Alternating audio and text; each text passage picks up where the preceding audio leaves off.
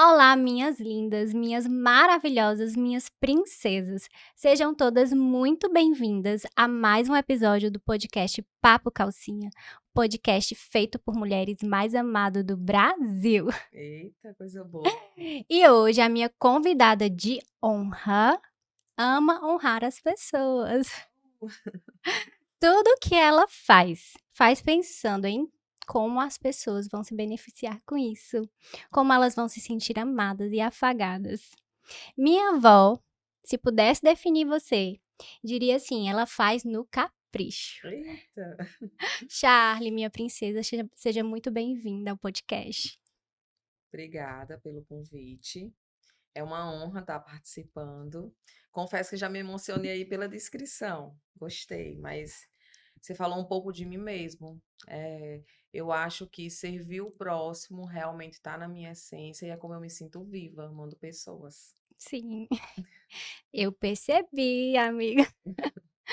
E o nosso tema de hoje, com essa convidada especial, é o papel da mãe na família, que ela me ensinou um pouquinho sobre esse papel, e seria assim muito egoísmo até da minha parte não compartilhar com todos vocês esses ensinamentos tão preciosos que essa mulher me trouxe. Mas antes de iniciar nossa conversa e nosso papo, eu queria que você se apresentasse um pouquinho. Quem é Charlie? Eita, eh, eu me definiria como um milagre, como uma escolhida. Acho que eu vivo e procuro viver da melhor forma e repassar à minha volta, e em volta das pessoas que estão comigo um pouco, daquilo que eu não tive. E eu uso a minha história não com vitimismo e nem uso a minha história, eh, como desculpa para repetir padrão, né, mas sim para viver uma nova história. Acho que eu me definiria, assim, como alguém que se refez dentro da sua história e da sua realidade em algo melhor, em uma pessoa melhor. Agora que vocês já conhecem um pouquinho dessa mulher, eu venho trazer para vocês, contextualizando um pouquinho assim na última matéria, aliás, em uma matéria exibida pelo G1, essa numérica em torno das famílias, tá? Então, no último censo feito pelo IBGE, segundo essa matéria do G1, que foi em 2010, as famílias chefiadas por mulheres no nosso país passou de 22,2% para 37,3% entre 2000 e 2010. Para o IBGE, o que é considerado o chefe da família? É aquela pessoa que é reconhecida como tal pelos outros membros. Inclusive, esse mesmo censo nos mostra que as mulheres têm chefiado mais as famílias mesmo quando possuem maridos. Nesses casos, houve um aumento de 19,5 para 46,4 entre 2000 e 2010. Estamos em 2023, com certeza essa numérica é outra, eu não posso afirmar, mas eu acredito que pelo andar da carruagem, deve ser ainda mais preocupante esses dados. Diante disso, qual é a importância de definir esses papéis na família? Eh, Verlaine, eu vou dar um pouco assim, eu vou falar para você um pouco do que eu entendo e do que eu Uhum, acredito, né. A minha base, os meus princípios e os valores da minha casa, eles uhum, são todos embasados na Bíblia, né. uhum. Lógico, levo em consideração livros e outras leituras e outras fontes e outros métodos de conhecimento, sim, eles são super válidos, Sim. mas eles não são uma prioridade dentro do meu lar, né. E algo que dentro dessa temática que você me passa, o que eu percebo que tem acontecido muito nas famílias é uma inversão de papéis, Aham. né. E dentro daquilo que eu acredito, falando desse contexto mais espiritual, essa inversão de papéis, ela não prejudica só o relacionamento, marido e mulher, mas ela acaba gerando uma instabilidade dentro do lar. Por quê? Porque o homem e a mulher, biblicamente falando, eles têm papéis definidos, né? O homem está ali como um provedor, como aquele que impulsiona a família, que eleva a família, que eu não gosto de falar a palavra joga, mas que impulsiona os filhos ao mundo, que traz segurança ao lar.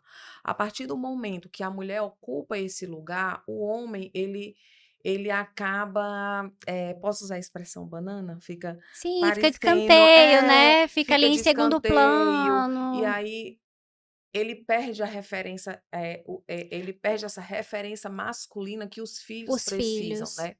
O que acaba, influenciando demais, eu acre é o que isso é o que eu acredito, Aham. acaba influenciando demais nas ideologias, acaba influenciando demais na identidade e até nas escolhas, né, dos filhos futuramente em Uhum. relação a casamento, a escolha de marido, a escolha de esposa, né, é isso que eu acredito, de Acaba verdade. impactando Exatamente. toda uma vida e Aham, todas as escolhas e decisões, né, acaba gerando um lar inseguro também, né. E a mulher, e por que que eu acho que isso interfere tanto no casamento?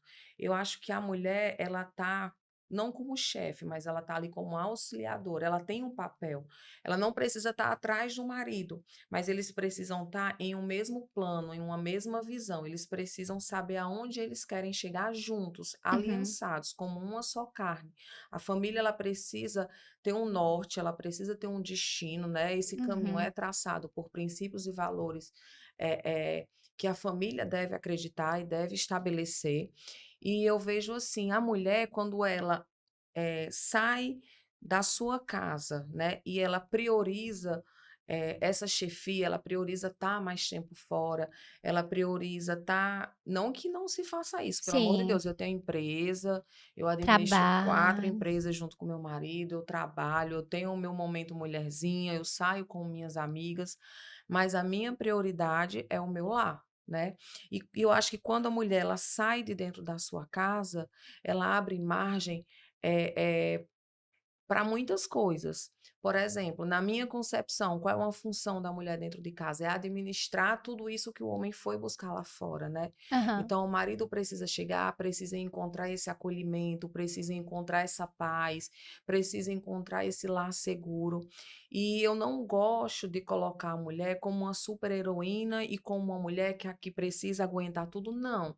Mas eu acredito que ninguém consegue fazer tudo 100%. Uhum, Então, para ela desempenhar um bom papel dentro do lar, ela não pode estar 100% lá fora, né.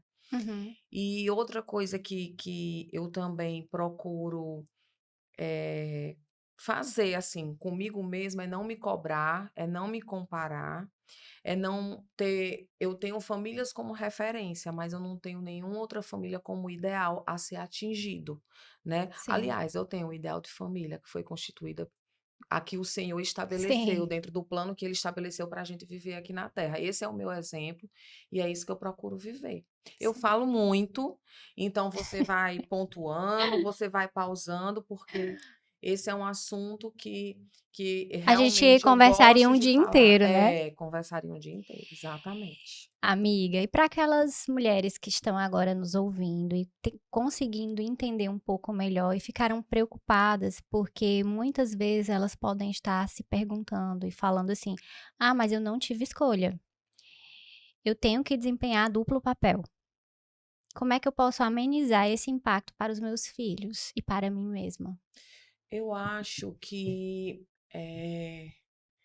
eu acho que a gente não pode muito usar a nossa realidade Aham, e a nossa história sempre como uma desculpa para um processo ou para uma estação difícil que a gente está vivendo, sabe? aham.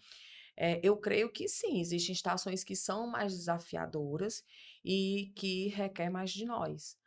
Mas eu acredito que o nosso destino, ele depende das nossas decisões. A gente precisa priorizar o que é mais importante sempre, né? Essa semana, essas semanas que se passaram, inclusive eu me encontrei em alguns conflitos, né? Uhum. Eu não eu falo aqui daquilo que eu vivo e de dificuldades que eu vivi. E eu me encontrei muito nesses dilemas. Eu poderia estar me desenvolvendo mais nas minhas empresas, eu poderia estar me desenvolvendo mais individualmente, como mulher, empresarialmente, mas eu percebo que o lugar que me realiza e que me deixa completa é sentir essa segurança que eu gero aos meus filhos. Então, Eu acho que são escolhas, né, você E tem existem consequências exatamente, delas. você tem a sua realidade, mas em tudo a gente precisa fazer escolhas. E se a escolha é a família, eu acho que a gente realmente vai ter que sempre trabalhar um pouco menos, ganhar um pouco menos, talvez suprir menos materialmente os filhos, né? Sim. Mas eu acho que em contrapartida a gente vai poder estar dando um alicerce maior, vai estar poder gerando mais segurança, vai poder estar trazendo mais paz ao lar. E eu acho que isso, nada que a gente vai conseguir lá fora com recursos materiais que são importantes, são sim, mas ele nunca vai suprir a presença de uma mãe dentro do lar. Ele nunca vai suprir a É presença. incrível essa tua fala, porque me trouxe à memória a minha mãe. Uhum, Ela auxiliava meu pai eles tinham uma loja e eu me lembro muito do dia que ela decidiu, eh, estava consumindo muito o tempo dela, ela estava trabalhando muito e eu me lembro muito do dia que ela decidiu não ir mais. Eu lembro que ela chegou em casa e ela disse assim: "Meus filhos precisam de mim", somos 4 lá em casa. E aí eu olhava para ela e disse: "Mamãe, você não vai mais para a loja?" Ela disse: "Não, eu vou ficar aqui com vocês, porque eu não estava conseguindo ver vocês", e ela fez essa escolha. E eu era criança e eu lembro do dia, até hoje, assim, do sentimento que eu tive, do posicionamento dela. E aí é lógico que impactou nossa vida financeira, né, meu pai teve que trabalhar mais, correr mais, chegamos a passar momentos difíceis, mas eu lembro também que a gente não pensava muito nisso como criança, pelo menos na minha história. E a gente, amava o fato dela estar com a gente, independente do que acontecia, né. A criança ela não tem a real dimensão, ela só quer saber se a mãe dela tá ali, se o pai dela tá exatamente. ali. Exatamente. E às vezes eu acho que a gente se pergunta tanto, a gente compartilha tanto com outras pessoas e às vezes a gente não pergunta para eles, Sim. né? Então outra coisa que eu encorajo muito, sempre que eu estou conversando com um amigo, ou com alguma mulher, ou com alguma pessoa que Deus, de uma certa forma, uniu ali propósitos para que a gente pudesse estar, né, se ajudando com a história de cada um, é o que eu sempre falo, né? Pergunta para eles o que é que eles preferem. Se eles preferem provisão, ou se eles preferem a proteção, se eles preferem presente, ou se eles preferem o tempo, O tempo. né? A dedicação. Eu acho que isso também é muito válido. Eu acho que a dinâmica de uma família, ela não é constituída só pelo pai e pela mãe. Os filhos também fazem parte, né? Então, dentro da minha rotina, da rotina da nossa casa, e existe a participação deles, né? Eles, Uhum. lógico, a autoridade e Dos as pais. decisões e a direção da casa devem ser tomadas pelos pais. Isso, biblicamente falando, é a forma correta, né? Mas os filhos, eles participam, eles também expõem seus desejos, as suas vontades, os seus sonhos, né? E muitas vezes aquilo que ele coloca não é possível e eles também participam, né? Porque muito Uhum. dos sonhos dele dependem também dessa nossa saída, desse nosso trabalho, desse mais tempo fora, mas eles precisam também saber o porquê dessa ausência. Então, acho que tudo é uma conversa, tudo é uma verdade. E se a gente fosse trabalhar um pouco essa questão do equilíbrio do tempo? Porque a gente vive correndo hoje e nunca dá tempo. A sensação que dá é essa. Se eu pudesse, assim, visualizar um gráfico do equilíbrio, existe uma fórmula? Eu confesso que eu, quando sou questionada com isso, eu sempre falo assim: você vive correndo para quem? Sim, Porque a gente vive correndo demasiadamente para agradar sempre a alguém, que não é a nós mesmos e muitas vezes não é a nossa família, né? sim. Sempre são muitos eventos sociais, sempre é honrar a vida de outras pessoas que não é o nosso marido e os nossos filhos. Então, assim, E muitas vezes nem sabe para onde.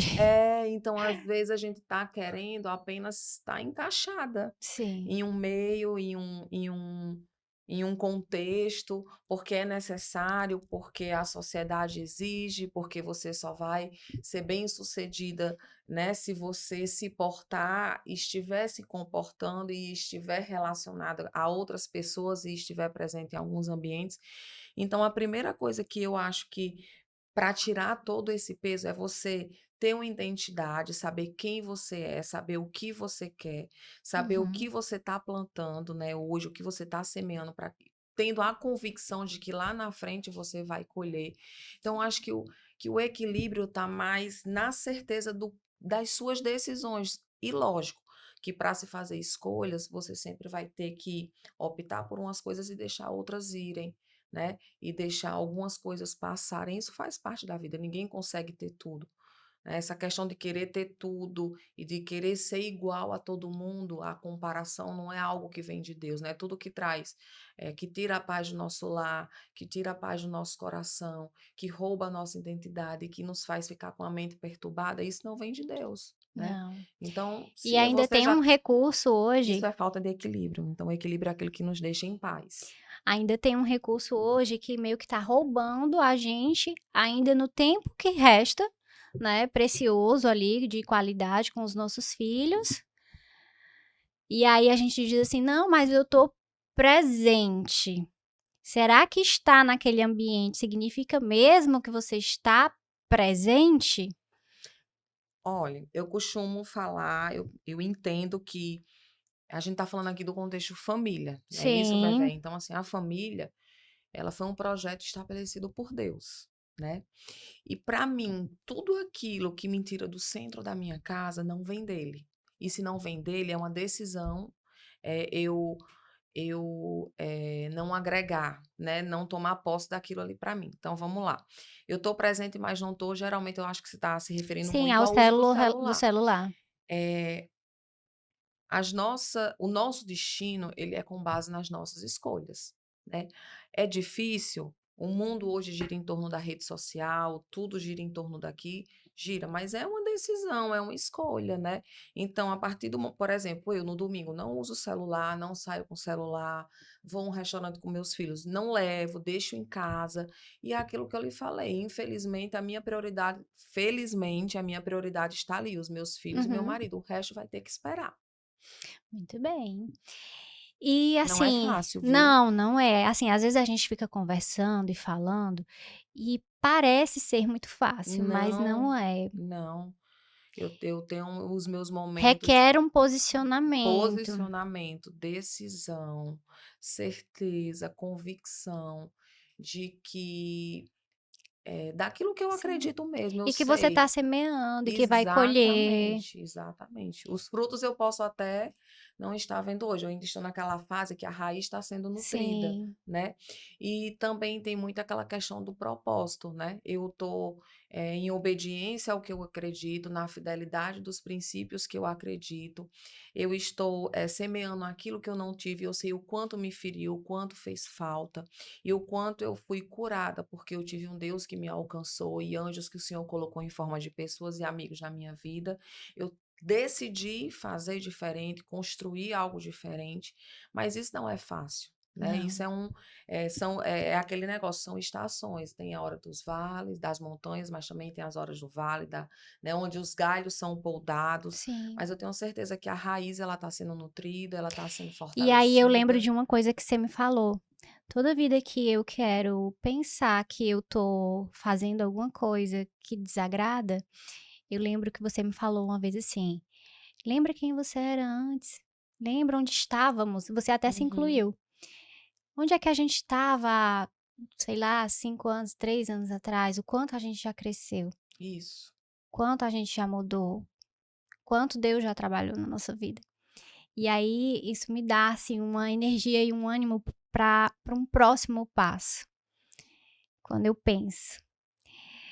E amiga, é verdade, assim, falando um pouquinho sobre linguagem de amor, eu recebi uma outra convidada aqui, a Sueli, que falou sobre casamento e papéis também, e falou um pouquinho sobre linguagem de amor entre casais. Mas você me ensinou que as crianças também têm sua linguagem de amor. Como é que Uhum. a gente faz para descobrir a do nosso filho? Ah, isso é tão bacana, sabe, Vévé, Sim. intimidade. Eh, e como a gente consegue, melhorar o relacionamento com os nossos filhos quando a gente descobre isso, sabe. Eh, eu percebo muito e hoje eu tenho, assim, os filhos eles vão crescendo Uhum, e eles vão apresentando, uma nova versão, assim como a gente também vai passando por um processo, em que a gente vai mudando, as crianças também são assim, né, eles vão saindo daquela fase de bebê e vão, né, entrando ali naquela primeira infância, segunda infância, aí já vai chegando naquela fase que vai chegar na pré-adolescência, e se a gente não conhece verdadeiramente os nossos filhos e não conhece a linguagem dele, fica mais difícil acessá-los, uhum. né? Então, por exemplo, o meu filho, a linguagem de amor dele é o ato de servir, né? E hoje, nessa dinâmica, nessa correria do dia a dia e nessa vida que eu costumo dizer muito lá em casa, dentro dos privilégios que glória a Deus, a gente pode ter, a gente acaba comendo muito fora e saindo todo final de semana. E aí um dia a gente parou, disse: "Não, vamos fazer algo em casa hoje". Aí eu fui cozinhar para eles, né. Coloquei a mesa, personalizei ali o lugarzinho de cada um. E depois que eu servi, e Uhum. naquela pressa eu digo: "Ah, eu vou fazer algo bem simples". Eu fiz um macarrão, um molho branco, um filé. E aí depois que ele comeu, ele falou assim: "Mamãe, eu nunca comi nada tão Tão gostoso. maravilhoso. Você não tem noção de como eu estava com saudade de Oh. comer a sua comida. É a melhor comida do mundo". Eu falei: "Meu Deus do céu". Às vezes a gente fica correndo tanto para poder estar usufruindo de tantos lugares e não existe realmente lugar mais Querendo proporcionar precioso, tantas experiências tantas para eles e na experiências, verdade mas não existe nada que gere um momento de mais vínculo e de mais comunhão do que a mesa da nossa casa, né. Eu costumo dizer que restaurante 5 estrelas nenhum vai substitui. substituir, uma mesa, um lounge onde a família se reúne realmente para fazer uma refeição, para conversar, para compartilhar sonhos, né. Mesa é um lugar de comunhão, né. Sim, Biblicamente o Jesus de ele se senta e de decisão. decisão, de escolhas, de contratos, de alianças, né. E a gente começa a ensinar a importância da mesa dentro da nossa casa. Sim, Então, desde esse dia, em família, nós acordamos, né, dentro da linguagem de amor do nosso filho, que, dentre, a nossa rotina, para que eu possa cozinhar para eles, faz parte, né, faz parte de algo que a gente estabeleceu como família, foi uma escolha deles, né. Já a minha pequena gosta de tempo de qualidade, aham. então como eu consigo acessá-la no meio da semana, né, ela naquele, o jeito dela muito cheio de personalidade, sabe o que quer, decidida. Se eu na correria do dia a dia ficar tentando bater de frente para ela que não aceita qualquer diferente do meu filho que tem um coração, é mais ele é mais, eh da ação, para Sim, depois pensar, né, ele é mais do impulso, mas onde é mais fácil a arte de convencê-lo do que é correto e do que não é, ela tem mais argumentos. Então, assim, eu já preciso criar um ambiente, então como é que eu faço? Eu sei que ela gosta de tempo de qualidade, eu saio, vou no salão, a gente faz a unha junto, depois a gente senta para tomar um café, e ali quando aquele ambiente está propício, eu acesso o coração dela com algo que eu quero ensinar, né, porque na correria do dia a dia, naquela não tem altivez, essa troca. muitas vezes no autoritarismo que a gente por ser mãe, às vezes a gente também perde a paciência, a gente também é Sim, não falho, tem né. ninguém A gente não então perfeito. assim, a gente precisa descobrir a forma que a gente vai acessar o coração deles, porque senão aquilo vai entrar pelo um ouvido e sair Vai pelo pelo outro, outro. né. A Bíblia já diz: "Não desperta a ira do coração do seu filho". Por quê? Porque quando a gente desperta a ira, aquele coração se fecha. Fica Fica endurecido. endurecido, né. Eu costumo até dizer, eu lembro quando meu pai às vezes gritava e eu não escutava nada que ele falava, né.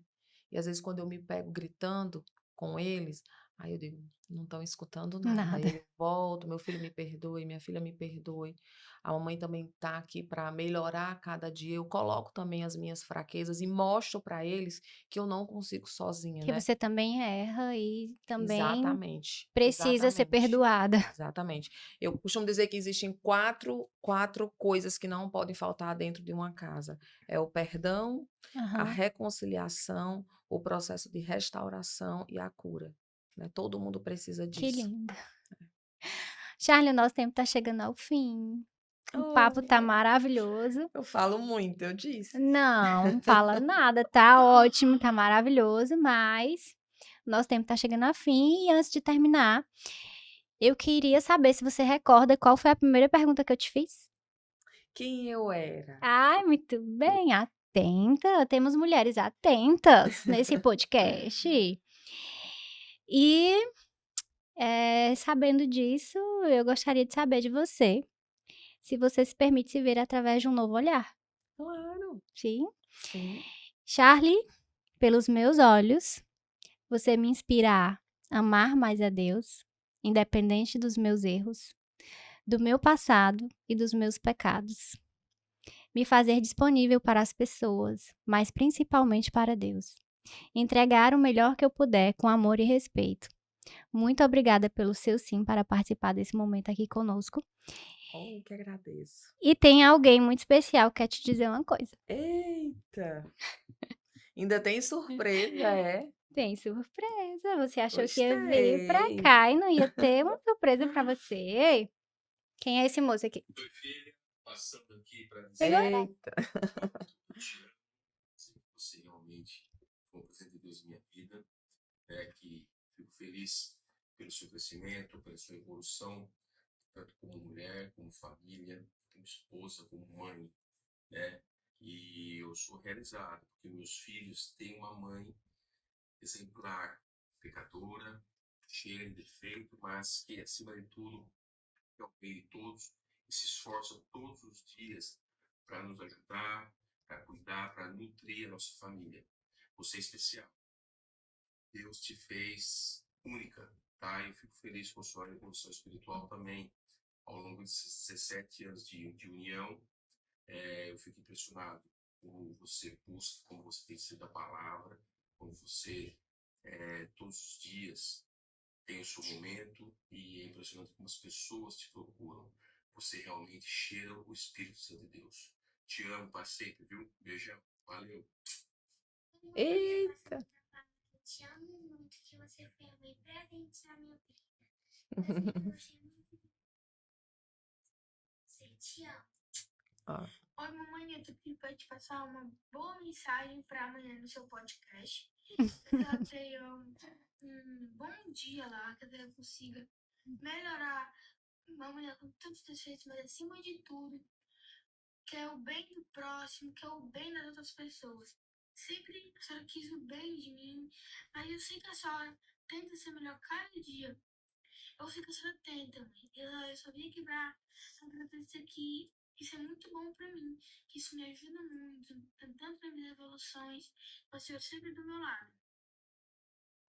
você vê, né, eu falo tanto que eu tenho um defeito, gosto realmente de passar essa fragilidade, né, para que eles saibam que na vida a gente não consegue nada sozinho com a força do próprio braço, mas que também a gente nunca tá sozinho, né, a gente tem algo muito maior que tá sempre do nosso lado, né, que é o nosso Deus. Sim. Posso te dar um abraço? Pode, amei.